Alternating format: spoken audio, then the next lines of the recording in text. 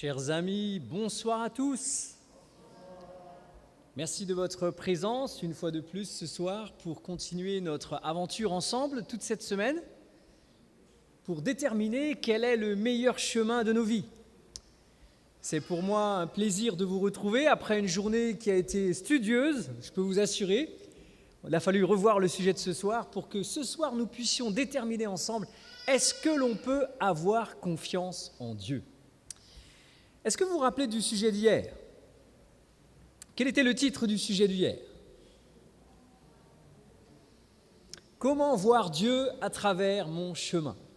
Nous avons vu hier qu'il y a deux chemins. La Bible nous dit qu'il y a un chemin étroit, avec une porte étroite, et un chemin large avec une porte large qui permet de rentrer dedans. Peut-on qu'en faire confiance à Jésus-Christ ? Une femme de 45 ans, que nous appellerons Clara, après un échec affectif déstabilisant et le divorce avec son mari, cherchait à refaire sa vie. Elle voulait, comme nous tous, rompre avec la solitude, trouver un homme avec qui partager ses joies, ses espoirs, ses découvertes, ses aventures et aussi ses craintes. Alors, elle décida de s'inscrire sur un site de rencontre sur Internet. C'est à la mode maintenant d'aller sur Internet pour trouver quelqu'un. Et là, elle fit la connaissance d'un officier de marine qui terminait ses études de doctorat. Après l'échec qu'elle avait connu lors de son premier mariage, l'espoir revint lorsqu'elle fit connaissance avec cet homme. Cet homme prit soin d'elle. Il paya ses factures. Il suggéra qu'il pouvait la mettre, elle et ses filles, également sur sa sécurité sociale. Et au bout d'un certain temps, elle s'est dit « mais j'ai trouvé l'homme idéal ». Et les choses allaient assez bien pendant un certain temps. Mais elle s'est rendue compte qu'il y avait certaines petites choses dans leur relation qui étaient étranges. Parfois, il rentrait un peu tard et il ne disait pas où il allait. Il y avait certaines choses dont il ne parlait pas. Alors, elle est allée dans la voiture et elle a récupéré le permis de cet homme avec lequel elle avait eu une relation déjà pendant quelque temps. Et elle s'est rendue compte que sur le permis, ce n'était pas le même nom qu'il lui avait affirmé. Alors, elle a commencé à avoir des doutes. Et elle a tapé sur Internet le nom qu'il y avait sur le permis. Et ne voilà-t-il pas qu'elle découvre que cet homme avait été condamné à plusieurs reprises pour avoir trompé des femmes, pour avoir abusé d'elles et pour avoir détourné de l'argent de ces femmes. Elle s'en est rendue compte suffisamment tôt pour se libérer de l'emprise de cet homme. Mais sa confiance avait été définitivement brisée. Plusieurs femmes avaient fait confiance à cet homme. Et cette décision s'était avérée être une grande erreur. Mes amis, nous ne pouvons pas placer notre confiance dans n'importe qui. La confiance peut être comprise comme un sentiment de sécurité que possède une personne qui se fie à quelqu'un ou à quelque chose. Quand on a confiance, on se sent en sécurité vis-à-vis de la personne envers laquelle on a placé sa confiance. Et on n'a pas de crainte d'être trompé. Vous savez, chers amis, on ne peut pas vivre sans faire confiance à certaines personnes. Ce n'est pas possible de vivre en étant sans cesse dans la crainte parce que les gens, on ne peut pas leur faire confiance. On est obligé, d'une certaine manière, de faire confiance à certaines personnes. Par exemple, quand on prend l'avion, eh bien, il faut qu'on fasse confiance au pilote. On n'a pas le choix. On ne va pas aller demander, lorsqu'on va monter dans l'avion, au pilote « Est-ce que tu as les diplômes pour conduire cet avion ?» On lui fait confiance. Je me rappelle un jour avoir voyagé à côté d'un monsieur qui était anxieux. Alors je lui ai demandé « Mais il y a quelque chose qui ne va pas ?» Il avait peur en avion et il ne faisait pas confiance. Mes amis, si on ne fait pas confiance, alors on peut avoir peur de n'importe quoi ou de n'importe qui. Quand on prend l'avion, on a confiance. Un deuxième exemple, quand vous allez chez le médecin, eh bien vous faites confiance à votre médecin. Vous ne pensez pas qu'il va vous donner des médicaments pour vous faire du mal, mais qu'il va vous soigner. Malheureusement, vous et moi, nous savons que parfois, certains médecins abusent de la confiance. Mais d'une manière générale, nous avons confiance dans notre médecin. Un autre exemple, lorsqu'on amène sa voiture chez le garagiste,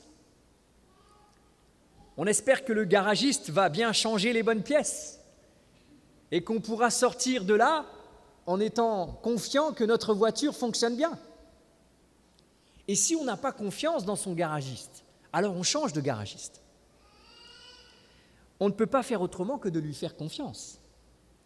Vous savez, il y a une loi qui est parue en France qui dit que maintenant les garagistes sont obligés de donner les pièces qu'ils ont changées dans la voiture. Je ne sais pas si vous avez remarqué, mais le garagiste, il vous donne les pièces. Parce que beaucoup de gens n'avaient pas forcément confiance dans leur garagiste.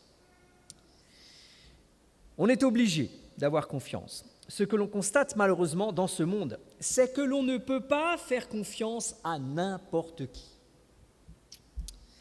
Il y a des personnes qui sont faibles et sans défense, qui placent leur confiance dans certaines personnes qui, malheureusement, ne sont pas dignes de confiance et qui se font tromper par ces personnes.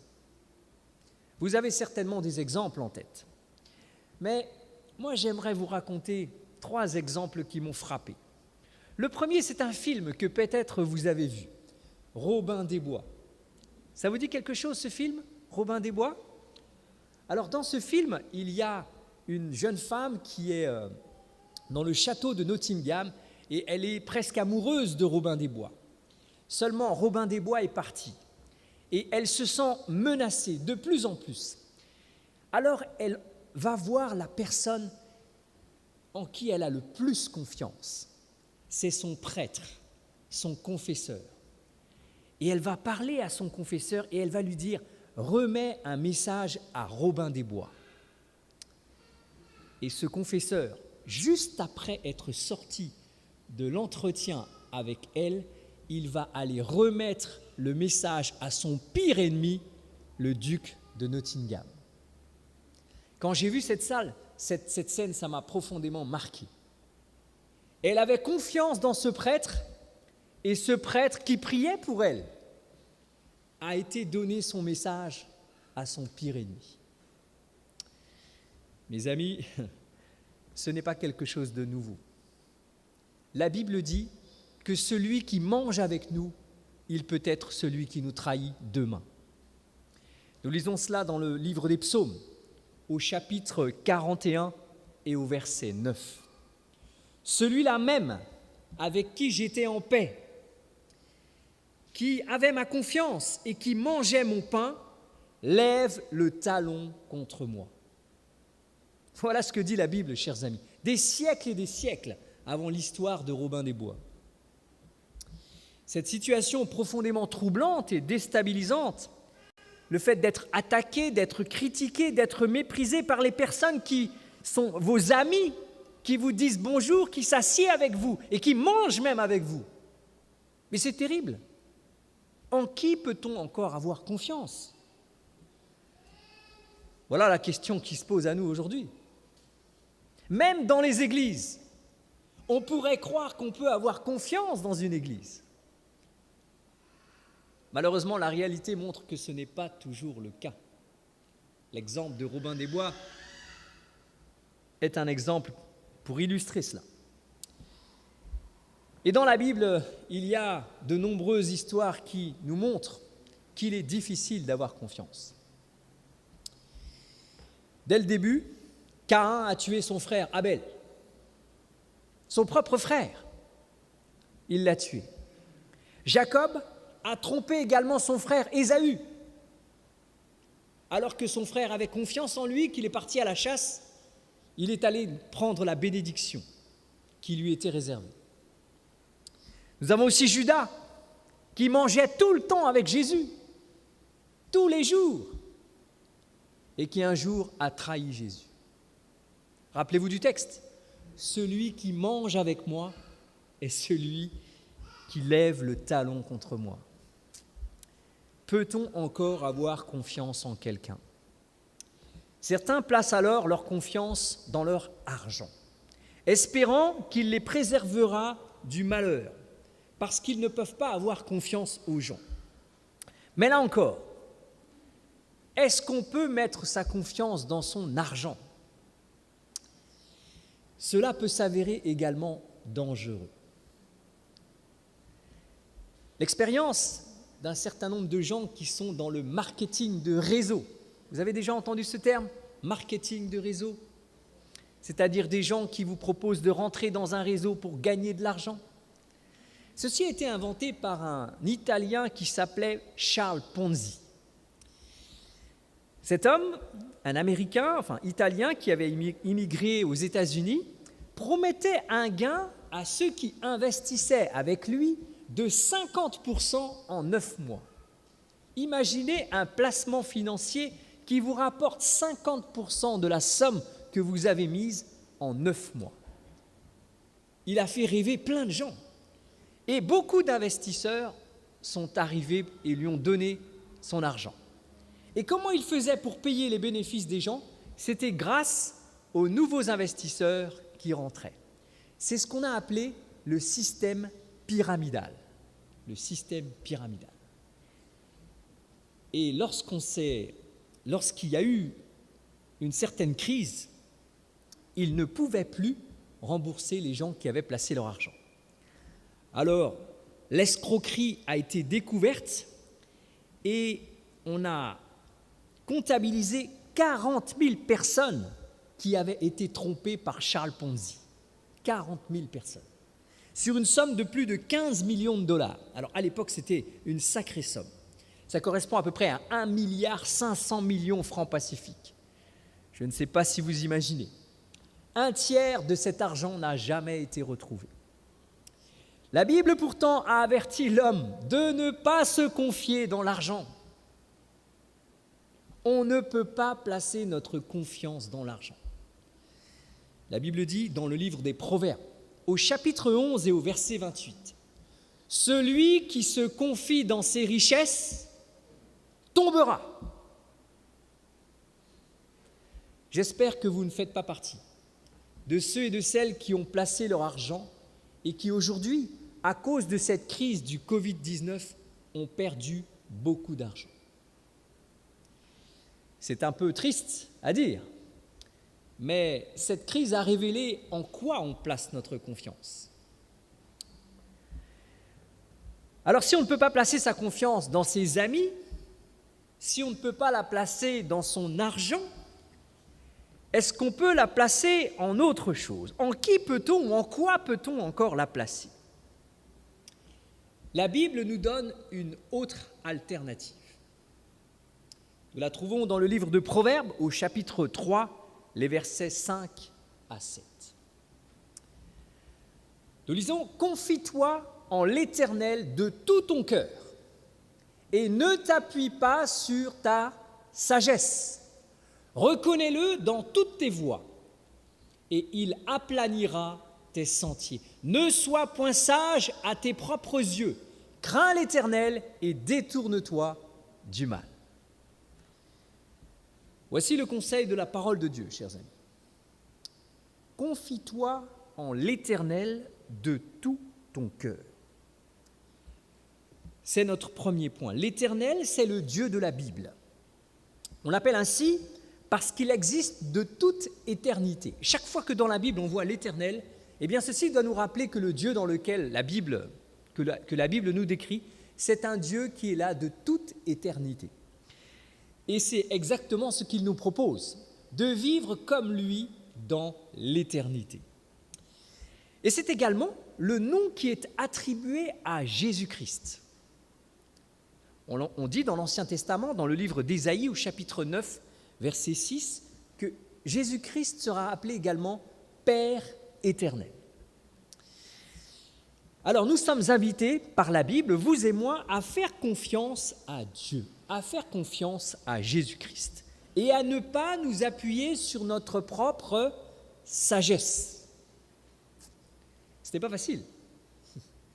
C'est pas facile parce qu'on a envie quand même On est des gens intelligents, on a envie de réfléchir et de prendre des décisions comme des gens intelligents.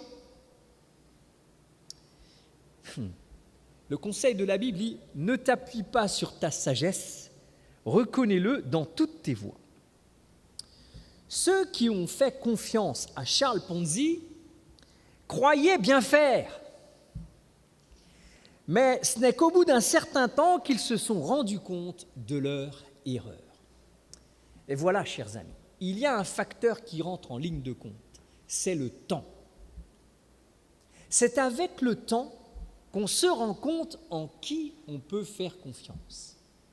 Ce n'est pas tout de suite qu'on peut savoir en qui on peut faire confiance. Progressivement, lorsque l'on apprend à connaître quelqu'un, on voit si on peut faire confiance à cette personne. Et c'est la même chose concernant le Seigneur. C'est progressivement qu'on verra qu'on peut faire confiance au Seigneur. C'est pourquoi il faut être patient. Mais la Bible dit que notre jugement peut parfois nous jouer des tours. Notre intelligence peut parfois nous faire croire des choses et on peut se tromper. C'est pourquoi la Bible dit « Confie-toi en Dieu ». Alors pour quelles raisons ? Quelles sont les raisons essentielles pour lesquelles vous et moi, on devrait faire confiance au Dieu de la Bible ? Eh bien, la première, c'est qu'il n'y a de toute façon que deux alternatives. Soit on croit que nous ne sommes pas seuls dans l'univers et qu'il y a quelqu'un en qui on peut faire confiance et qui peut nous donner une vie éternelle. Ça, c'est la première option. Soit, eh bien, on croit en rien, comme la plupart des gens qui sont autour de nous, et puis on pense que son argent ou sa réussite ou encore notre intelligence, nos capacités peuvent nous permettre de faire face à toutes les situations. J'ai beaucoup de gens qui me disent « Moi, j'ai confiance en moi. Je ne fais pas confiance à Dieu, je fais confiance à moi. » Le problème de cette deuxième façon de penser et d'agir, c'est que ça mène à rien. On n'a pas d'espoir. Il n'y a pas de vie au-delà. Il n'y a pas de perspective. La seule issue, c'est la mort éternelle, à plus ou moins long terme. La Bible décrit cette situation comme un chemin qui paraît un beau chemin, qui paraît un chemin agréable, mais qui, au bout du compte, ne mène qu'à la mort. C'est le texte qui dit, dans le livre des Proverbes, au chapitre 14 et au verset 12, « Telle voie paraît droite à un homme, mais son issue, c'est la voie de la mort. » Et c'est vrai. Quand on est perdu sur la route, comment on fait pour trouver son chemin ? On regarde le chemin qui semble le plus joli, le chemin qui semble le plus facile à emprunter. On ne va pas aller dans le chemin où il y a des ronces et où il y a des épines. C'est évident. La Bible dit il faut faire attention parce que ce qui peut nous paraître une voie droite peut s'avérer être une voie de garage, peut s'avérer être une mauvaise voie. Alors, elle ajoute même au verset suivant, « Au milieu même du rire, le cœur peut être affligé et la joie peut finir en détresse. » Cela signifie, chers amis, qu'il ne faut pas se fier aux apparences. Vous avez des gens qui ont des apparences très joyeuses, très joviales. Il semble que tout aille bien pour eux. Mais au fond, la Bible dit qu'il y a autre chose derrière. Elle dit que et la joie peut finir par la détresse. Tout peut bien se passer maintenant. Cela peut être formidable, on peut être prospère aujourd'hui. Mais la Bible dit qu'une couronne ne dure pas éternellement. Cela veut dire que tôt ou tard, chers amis, si ce n'est pas Dieu qui dirige nos vies, alors vous et moi, nous serons sur une voie de garage. Tôt ou tard. Nous avons besoin de placer notre confiance dans une valeur sûre. La deuxième raison pour laquelle on peut se confier en Dieu de tout notre cœur, c'est que Dieu promet la bénédiction à ceux qui se confient en lui. Je ne sais pas ce qu'il en est pour vous, mais moi j'ai toujours rêvé d'être béni, d'avoir la bénédiction. Et voilà ce que dit la Bible. Béni soit l'homme qui se confie dans l'Éternel et dont l'Éternel est l'espérance. Ceci se trouve au chapitre 17 du livre de Jérémie. Mes amis, lorsque vous et moi, nous plaçons notre confiance en Dieu, la Bible dit que Dieu va nous bénir. Cela signifie que Dieu va nous faire du bien. Dieu va nous faire du bien dans des domaines auxquels nous n'avons peut-être même pas, auxquels nous ne pensons peut-être même pas idée. Et comme je vous ai dit tout à l'heure, ce n'est qu'avec le temps que l'on se rend compte de la bénédiction que le Seigneur nous a apportée. Personnellement, je n'ai pas grandi dans un foyer chrétien. Et je me suis converti à l'âge de 15 ans. Je me suis converti parce que je me suis dit, si jamais il y a un Dieu qui existe, je veux qu'il soit à mes côtés. Je veux qu'il soit avec moi et qu'il m'aide à réussir ma vie. Je n'étais alors qu'un étudiant à l'école et j'avais besoin de lui pour avoir des bonnes notes. Je lui priais pour qu'il me donne des bonnes notes à l'école, pour qu'il m'aide à avoir mes examens. Et je voyais des très bons élèves qui travaillaient mieux que moi et qui avaient de très bonnes notes. Mais à la fin, c'est moi qui avais mon examen et certains d'entre eux échouaient. J'ai vu cela à plusieurs reprises. J'ai remercié Dieu de m'avoir conduit pendant toutes mes études. Parce que chaque fois qu'il y avait un examen, je lui demandais d'être avec moi. Et il a toujours été avec moi. Mais cela, vous savez, chers amis, on ne peut le voir qu'après, quand on a du recul avec les années. Quand j'ai repris mes études, après avoir abandonné mes études pendant 3 ans, l'esprit n'était plus là. J'avais du mal à apprendre. Je n'arrivais plus à retenir les choses. Je ne peux pas compter le nombre de fois où je tapais sur la table pour dire « mais est-ce que ça va rentrer dans ma tête ?» C'était difficile. C'était très difficile. Et lorsque les examens sont arrivés, je n'avais pas d'espoir. Je me suis dit « j'ai échoué ». J'avais toujours prié Dieu, lui demandant de me permettre de réussir. Et lorsque je suis allé voir les résultats, il fallait avoir 100 points pour avoir l'examen. 100 points. Et je regarde, j'ai eu 97 points. Mais on m'a donné l'examen quand même. Alors je suis allé voir le professeur, je lui ai dit « mais je vous remercie, mais comment ça se fait qu'on m'a donné l'examen ?» Eh bien Franck, on a tenu compte de tes efforts, on a tenu compte de ton assiduité, on a tenu compte de ton sérieux. Alors on a décidé de te donner ton examen. Qu'est-ce que j'étais heureux. C'était un des plus beaux jours de ma vie. J'ai vu là la main du Seigneur. Je n'avais que 21 ans. Je ne pourrais pas raconter toutes les fois où j'ai placé ma confiance en Dieu et j'ai vu le Seigneur agir. Mais je peux vous dire, pas parce que la Bible le dit, mais parce que je le vis, que lorsqu'on place sa confiance en Dieu, on le voit agir. On voit Dieu faire des miracles au quotidien. On le voit non seulement agir dans nos vies, mais agir aussi pour les personnes pour lesquelles on prie. Il y a un ami qui est venu me voir avec son épouse. Et son épouse m'a dit, « Tu sais, mon mari, il est dans la drogue et il n'arrive pas à s'en sortir. Est-ce que tu peux prier pour mon mari ?» Je sais que la drogue, c'est quelque chose de terrible, parce que j'ai eu plusieurs amis qui étaient dans la drogue, et 2 d'entre eux sont morts à cause de la drogue. Alors lorsque cette dame est venue me voir, lorsque cet ami est venu me voir, j'ai prié pour son mari, et je lui ai dit, écoute, je vais faire le maximum.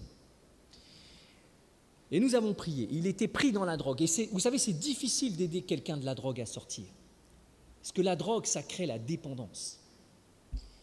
Nous avons prié. J'ai appelé un ami qui s'occupe des drogués. Je lui ai dit, s'il te plaît, est-ce que tu peux faire quelque chose pour lui? Il a essayé. J'ai appelé un autre ami. J'ai dit, s'il te plaît, est-ce que tu peux accueillir cet ami? Et j'ai continué à prier pendant des mois et des mois. Et puis, je l'ai perdu de vue. Et puis, ne voilà-t-il pas que je revois sa femme 1 an et demi après. Et sa femme me dit, mon mari va beaucoup mieux. Ça y est, il a lâché la drogue. Et maintenant, il a un travail. Et maintenant, ça se passe bien pour lui. Il a fallu que j'attende 1 an et demi pour voir la réponse du Seigneur à ma prière. Mais Dieu a répondu à ma prière. Ce jeune homme est sorti de la drogue. Vous savez, c'est une grande victoire. Ce n'est pas facile de sortir de la drogue. Mon meilleur ami s'appelait Patrick. C'était un homme formidable. Il avait donné sa vie à Christ. Sa vie avait changé. Il n'était plus le même. Il avait été condamné en prison à cause de trafic de drogue. Et il s'était piqué à l'héroïne. Et lorsqu'il est sorti de prison, il était converti. Il est devenu un nouvel homme. Il avait abandonné la drogue. Malheureusement pour lui, il a attrapé le sida. Et le sida, ça ne pardonnait pas à l'époque. Quelque temps après, il est mort du sida. Même s'il s'était converti, même s'il avait donné sa vie à Christ, les conséquences de ses mauvaises actions restaient. Les amis, ce n'est pas parce qu'on accepte Jésus-Christ que tout le mal va disparaître. Cet ami, je suis persuadé, je le retrouverai dans le paradis. Je n'ai pas de doute à ce niveau-là, parce que c'était un homme nouveau, un homme converti. Mais j'aimerais que vous sachiez que si vous avez quelqu'un qui vous demande de sortir de la drogue, ce n'est pas quelque chose de facile. Et lorsque l'on voit la victoire, alors on peut dire « Merci Seigneur ». Je suis content parce que quand on fait confiance à Dieu, Dieu exauce les prières. Ça peut prendre du temps, mais Dieu les exauce. Chers amis, il faut apprendre à faire confiance à Dieu. C'est comme tout, il faut apprendre. La situation d'une personne ne se juge pas selon un seul domaine, mais sur la totalité. On peut être très bien matériellement parlant, mais affectivement avoir une vie complètement ratée. On peut être très bien mentalement, mais être affecté physiquement et ne pas pouvoir faire les choses que l'on aime. Enfin, on peut être bien avec sa famille, mais on peut avoir une direction spirituelle complètement perdue et tout perdre. Le bonheur, chers amis, de celui qui se confie en Dieu est assez bien décrit dans un livre de la Bible que l'on appelle le psaume 91. Un psaume formidable qui décrit comment est celui qui se confie en Dieu. Le psaume 91 dit, alors je ne sais pas si vous arrivez à le lire, « Celui qui demeure sous l'abri du Très-Haut repose à l'ombre du Tout-Puissant. » Quand vous et moi, nous plaçons notre confiance en Dieu et que nous nous mettons sous son abri, alors nous sommes sous l'abri du Tout-Puissant, de celui qui peut tout pour nous, bien au-delà de ce que nous pouvons imaginer. Le verset 2 dit « Je dis à l'Éternel, mon refuge et ma forteresse, mon Dieu en qui je me confie. Car c'est lui qui te délivre du filet de l'oiseleur, de la peste et de ses ravages. » Chers amis, j'ai choisi ce texte parce que nous sommes encore en pleine crise épidémique et qu'il est nécessaire dans ces temps de crise d'avoir un soutien et un réconfort, de sentir que Dieu est à notre côté. J'espère que vous n'avez pas eu dans votre entourage quelqu'un qui est déjà décédé du Covid-19. J'espère et je le souhaite. Mais j'ai un ami, ici à Tahiti, qui a travaillé un petit peu aux États-Unis. Et puis il me racontait, il me parlait de ses collègues de travail. Il me disait, ah tu sais, j'avais un collègue qui faisait ça, j'avais une collègue qui était comme ça, et j'avais un autre collègue comme ça. Et lorsqu'il a appelé aux États-Unis, certains de ses collègues étaient décédés. Des gens jeunes, des gens comme vous et moi. Les amis, il ne faut pas jouer avec cette épidémie. Il ne faut pas jouer avec cette épidémie. Que dit la Bible ? C'est lui qui te délivre du filet de l'oiseleur, de la peste et de ses ravages. Tu ne craindras ni les terreurs de la nuit, la flèche qui vole de jour, ni la peste qui marche dans les ténèbres, ni la contagion qui frappe en plein midi. Dans cette époque où nous avons besoin de confiance, voilà le texte que nous avons besoin d'entendre. C'est dans le Seigneur que nous devons placer notre confiance face à cette épidémie. C'est lui seul qui peut nous en délivrer. Vous savez comme moi que le vaccin est insuffisant. Il protège, mais on peut quand même être contaminé et mourir. Nous avons besoin d'une assurance plus forte. Le verset 5 dit « Tu ne craindras », on retourne au verset 5, « pas les terreurs de la nuit ». Je me rappelle d'un ami qui, lorsqu'il allait dormir le soir, fermait sa porte à triple tour. Il avait installé une serrure avec des points partout qui allaient dans le mur en haut et en bas, une serrure multipoint. Et lorsqu'il avait fermé sa porte, il mettait encore une chaise derrière. Alors je lui ai dit, mais pourquoi tu fais tout ça ? En fait, c'était un ami qui faisait des combats de coqs. Et il avait ramené un coq du Brésil, un coq très fort. Il avait payé très cher pour ramener son coq du Brésil. Et il me disait, si jamais quelqu'un vient prendre mon coq brésilien, alors j'aurai le temps de réagir. Sa motivation, c'était de protéger son coq. Il avait peur, alors il mettait toutes sortes de protections pour dormir tranquille. Mes amis, lorsqu'on prie Dieu, on dort tranquille. On ne craint rien. Voilà ce que dit le texte.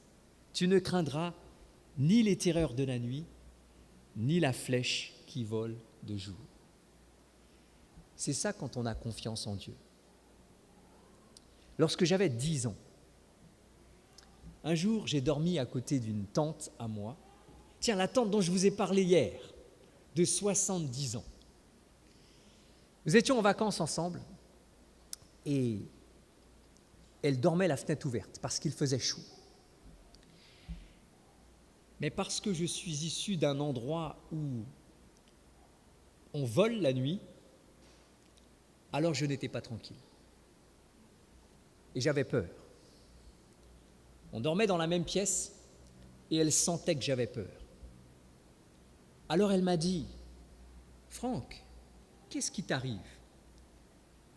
Je lui ai dit, « Je ne suis pas tranquille parce que la fenêtre est ouverte. » J'aimerais vous dire au passage qu'on a dérobé chez moi la nuit alors que je dormais, là où j'habite. Quelqu'un est rentré dans ma maison et a volé mon ordinateur. J'avais 10 ans lorsque ça s'est passé. Alors elle m'a dit, « Mais Franck, est-ce que tu as fait ta prière ?» Je lui ai répondu, « Oui, j'ai fait ma prière. » « Alors pourquoi as-tu peur ?» elle m'a dit. Après j'ai réfléchi, j'ai dit, « Mais oui, c'est vrai, si j'ai prié, je n'ai pas à avoir peur. » Alors elle m'a dit, « Refais ta prière maintenant. » Et j'ai refait ma prière ce jour-là. Et pour la première fois, j'ai décidé que lorsque je faisais ma prière, j'allais dormir tranquille et en paix. Quand on prie, chers amis, quand on met sa confiance en Dieu, quel que soit ce qui arrive, on n'a pas à avoir peur. On dort tranquille, on est bien. Et la Bible dit, dans le psaume 91 au verset 7, que 1000 tombent à ton côté et 10 000 à ta droite, tu ne seras pas atteint. Waouh! C'est un peu difficile de s'imaginer que plein de gens tomberont et qu'il ne nous arrivera rien. Mais on peut prendre cette déclaration de la parole de Dieu de plusieurs manières. Lorsque j'étais à l'école, que j'avais à peu près 13 ans, c'est là où j'ai commencé à vouloir suivre le Seigneur.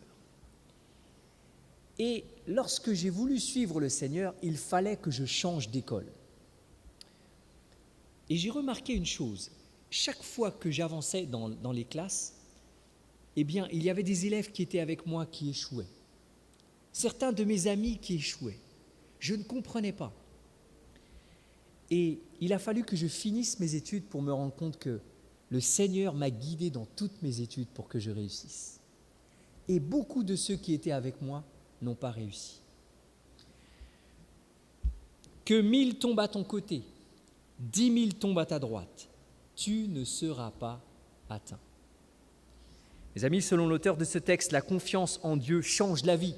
Quand on a confiance en Dieu, la plupart de nos craintes disparaissent. On n'a plus peur des dangers de la nuit, on ne craint pas d'attaques soudaines, on n'a pas peur de la maladie et en particulier des épidémies qui frappent à l'aveugle comme le Covid-19 aujourd'hui. J'ai envie de dire, vous savez, même si le Covid-19 nous frappe, il n'y a pas de crainte à avoir. Même si je meurs du Covid-19, il n'y a pas de crainte à avoir. Parce que celui qui est dans le Seigneur est sauvé pour l'éternité. Pourquoi devrais-je avoir peur ? Cela ne signifie pas qu'il ne faut pas se protéger et accomplir les gestes barrières. Mais celui qui a peur, c'est celui qui ne se sent pas en sécurité. C'est celui qui n'a pas Dieu dans sa vie. C'est celui qui ne sait pas où il va. C'est pourquoi il faut placer sa confiance en Dieu et tout va s'apaiser. Nous n'aurons plus peur de rien. On sait qu'il existe des précautions à prendre. Alors il y a certaines personnes qui, plutôt que de placer leur confiance en Dieu, préfèrent placer leur confiance en elles-mêmes. Il est vrai qu'il faut avoir un minimum de confiance en soi pour réussir, parce que le doute sur nos capacités peut produire l'échec. C'est vrai.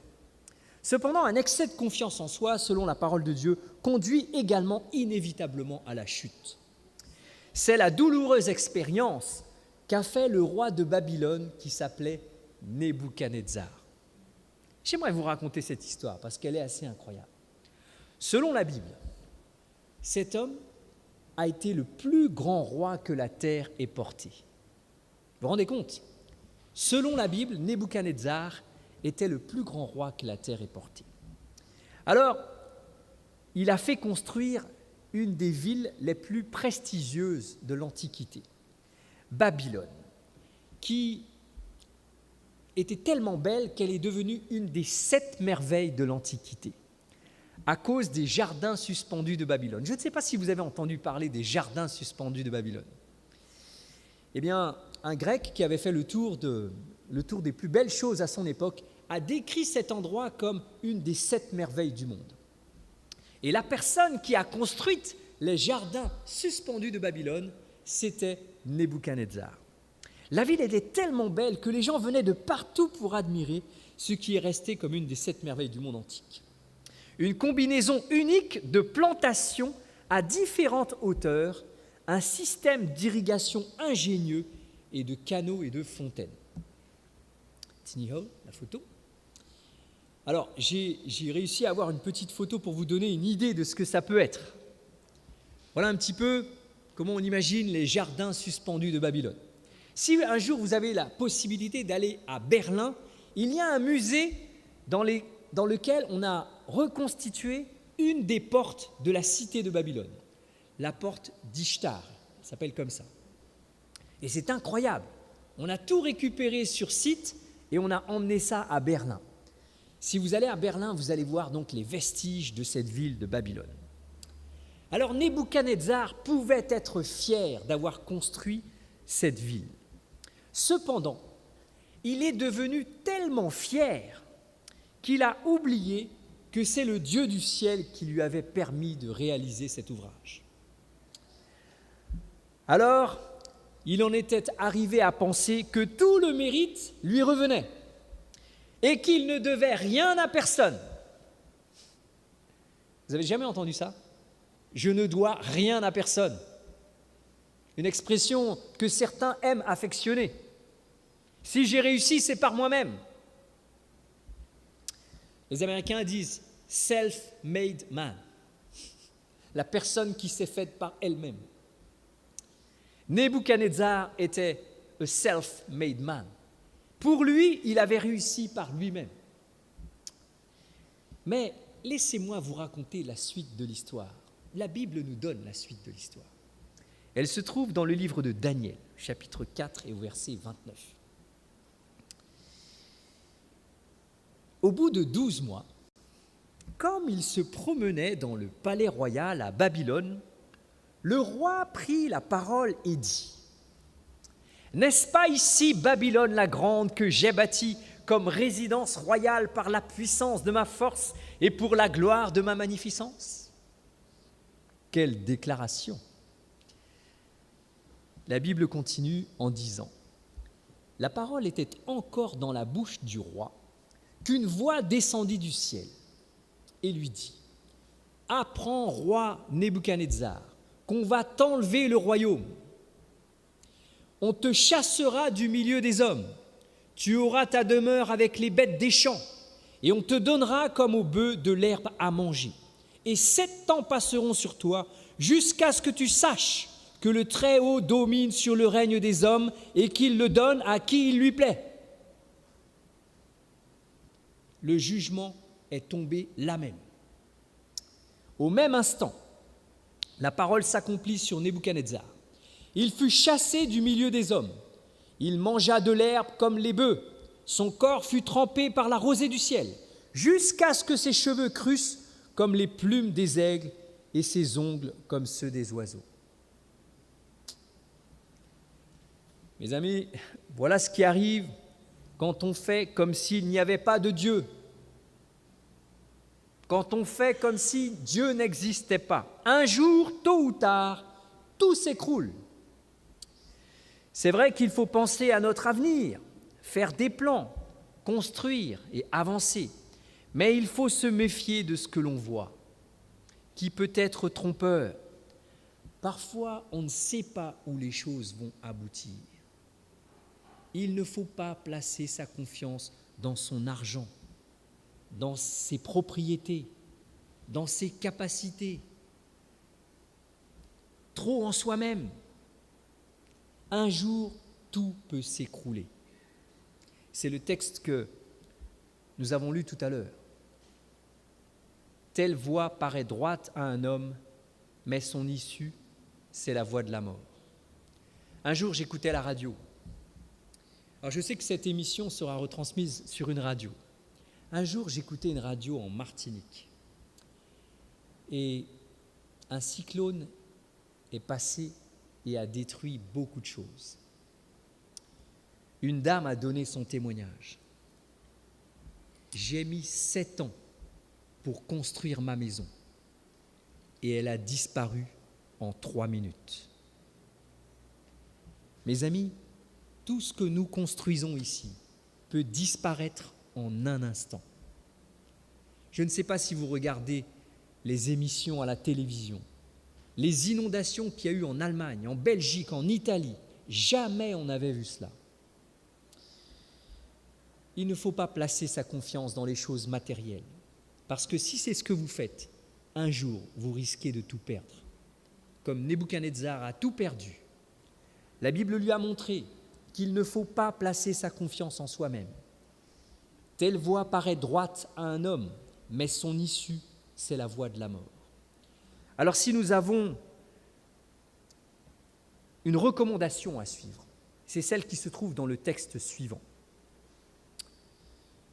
Celui qui réfléchit sur les choses trouve le bonheur, et celui qui se confie en l'Éternel est heureux. Mes amis, si vous voulez un secret du bonheur, eh bien le voici. Apprenons à nous confier en Dieu, à placer en lui notre confiance, à ne pas s'imaginer que rien ne peut nous arriver, tout peut s'écrouler en un instant. C'est pourquoi le psaume 37, verset 5 dit « Recommande ton sort à l'Éternel, mets en lui ta confiance et il agira. » Eh bien, chers amis, voici les raisons pour lesquelles Dieu mérite notre confiance. Vous et moi pouvons placer notre confiance en lui, parce qu'il peut nous préserver du malheur. Si l'on place notre confiance en lui, c'est lui qui agira à notre place. C'est pas formidable ça? J'aimerais pour terminer vous raconter une petite anecdote. Lorsque j'étais à l'université, il y avait un professeur qui me voulait du mal.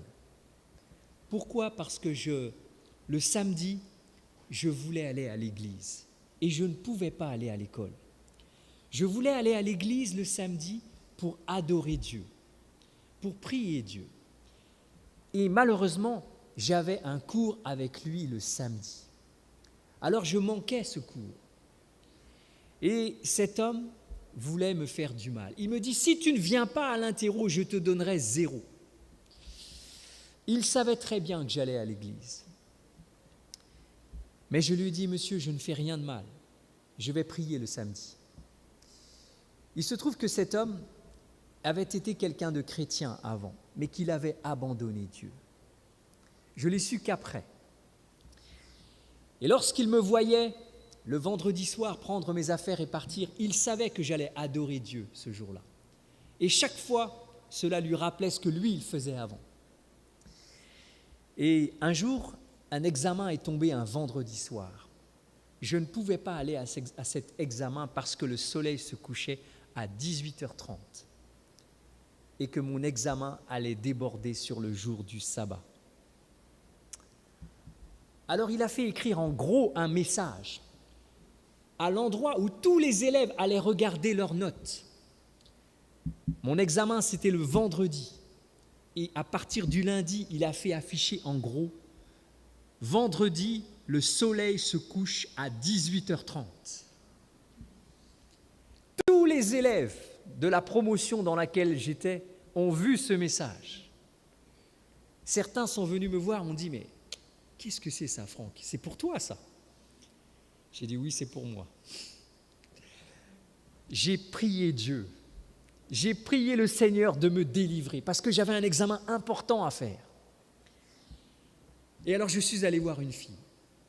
Je lui ai dit, s'il te plaît, est-ce que tu peux me laisser aller à ta place et tu vas à ma place? En fait, l'examen, il commençait à 18h. Mais je savais que si j'allais à l'examen, il allait faire déborder l'examen sur le jour du sabbat.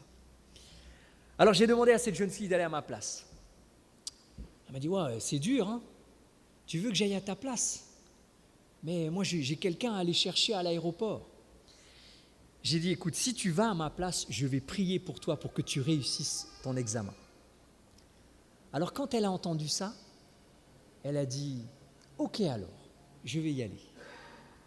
Et j'ai prié pour elle, pour qu'elle réussisse son examen. Et elle avait du mal avec ce prof. Mais lorsque j'ai prié pour elle, le Seigneur lui a donné 15 sur 20. J'étais content lorsqu'elle m'a dit sa note. Et grâce à elle, mon examen a été déplacé. Le professeur qui jubilait parce qu'il allait m'avoir, eh bien, s'est rendu à l'évidence, je ne viendrai pas ce jour-là. Mes amis, non seulement le Seigneur a exaucé ma prière pour cette jeune fille, mais mon examen a été reporté bien longtemps après. Un autre vendredi soir, mais cette fois-ci, le soleil se couchait à 10h du soir. J'ai pu passer mon examen, les professeurs étaient là, à côté de moi. Tout le monde était rentré. Ils étaient en train de faire leur pot de fin d'année. Ils étaient en train de boire une bière. Et moi, j'étais en train de passer mon examen. Le Seigneur m'a guidé. J'ai retenu les choses que j'avais apprises. Et j'ai eu une note correcte. Et j'ai eu mon examen. Mes amis, lorsqu'on place sa confiance dans le Seigneur agit à notre place. C'est lui qui nous délivre. Quels sont ceux qui, ce soir, voudraient dire « Seigneur, je veux placer ma confiance en toi. Je veux te voir agir dans ma vie. » Est-ce que je peux voir vos mains ce soir? Merci à tous. Que Dieu vous bénisse abondamment. Plaçons notre confiance en Dieu. Je vous invite à vous lever et nous allons prier.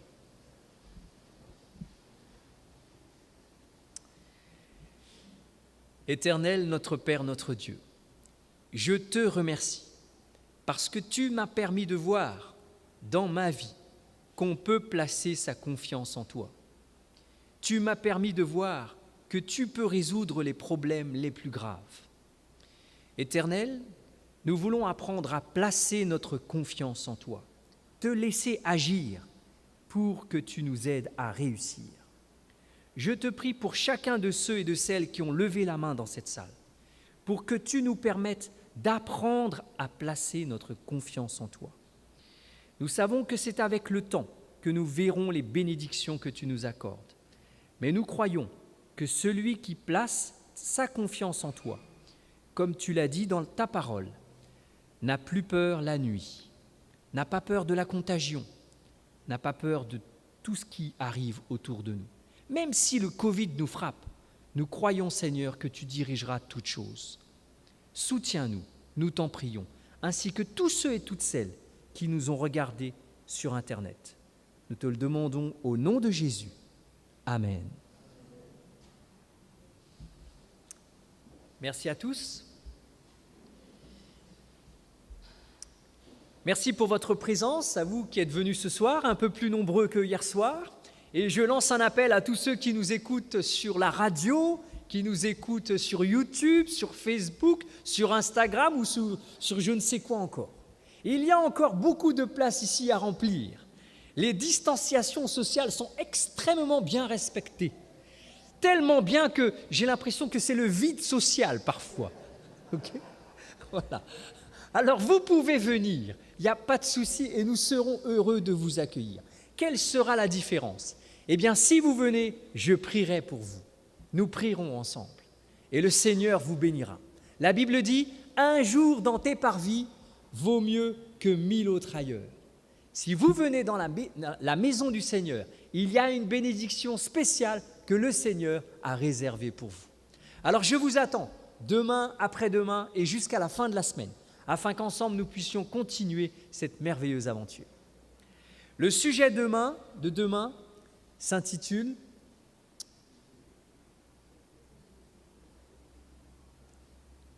alors le titre, rappelez-moi. Voilà, il s'agit de parler de demain des difficultés le long du chemin, des épreuves, de la souffrance. Est-ce qu'il y a un Dieu qui aide dans ce monde alors qu'il y a tant d'injustice, tant de souffrance ? Est-ce que Dieu peut me délivrer de la souffrance ? Pourquoi est-ce que je souffre ? Le thème demain, c'est la souffrance. Donc je vous invite à revenir nombreux ce soir et plus demain pour voir qu'est-ce que Dieu est capable de faire pour soulager nos souffrances. Quelle est la réponse de la Bible face à la souffrance ? Merci à tous. Bon retour à vous qui êtes avec moi. Et pour ceux qui nous écoutent sur les réseaux sociaux, la radio ou peu importe, eh bien que Dieu vous bénisse là où vous êtes et j'espère vous voir un jour bientôt près de nous. Bonne soirée et bon retour.